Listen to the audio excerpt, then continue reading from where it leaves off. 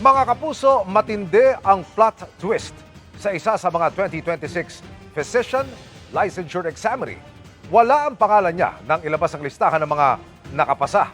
Yung pala, siya ang top-notcher na hindi muna pinangalanan noon. Ang kanyang kwento, tinutukan ni Mark Salazar.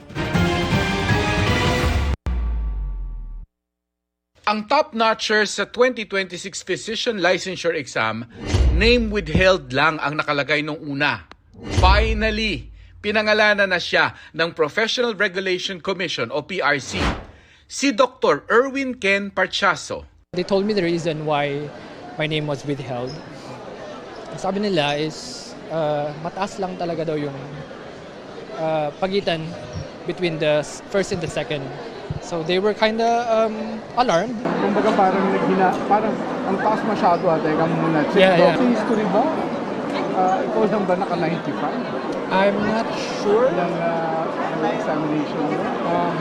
Hindi ko sure kung ano. So, pero sabi nila is one of the highest naman.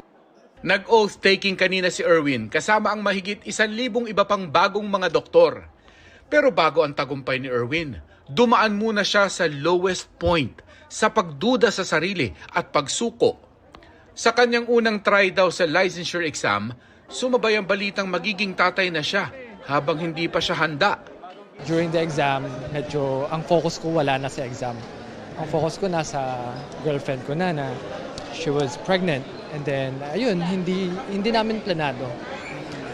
And then, so yun, I failed.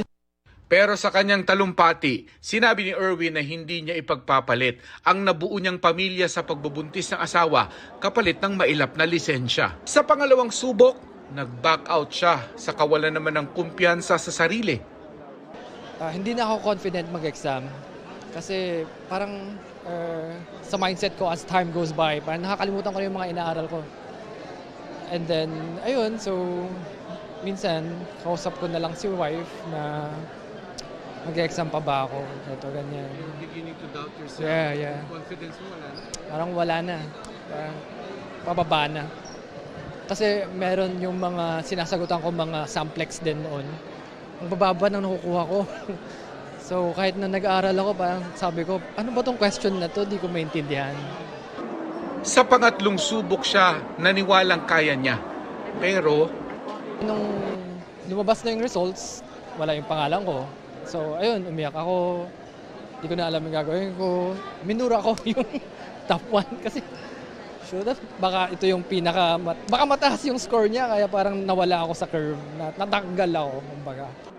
Pero nung Sabado lang, nalaman niyang ang kinaaasaran niyang nameless top 1 ay siya pala. Isang school official nila ang nagbalita sa kanya. And wala akong words kung anong sasabihin ko next sa kanya. What do you mean po? He told me na ganito ganyan, pumasa ka. There was this top 1 na name withheld siya and that's you. Sabi niya sa akin and I was shocked, happy, confused. Roller coaster talaga. Sa kanyang talumpati rin, sabi ni Erwin, isang dekada ang naging laban at may mga gabing umiiyak siya ng patago. Nahihiya sa iba at sa sarili bilang talunan. Pero sa lahat ng panahon, hindi raw siya iniwan ng asawa na isa ring doktor. He worked hard for it. We saw it. We saw all those sleepless nights. I wake up at night, wala pa siya, nagbabasa pa.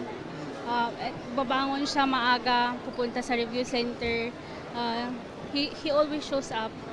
So, he deserves all the recognition he gets. Wala pang paliwanag ang PRC kung bakit kinailangan nilang i-withhold ang pangalan ni Erwin.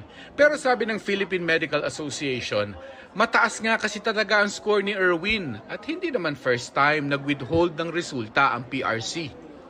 They exercise due diligence in checking the papers and verifying yung mga results. They went through with the investigation and turned out it was okay. Sa dulo, para sa benepisyo ng lahat ang karagdagang mga doktor na ito sa ating health system na kulang sa doktor. Mark Salazar, nakatutok 24 oras.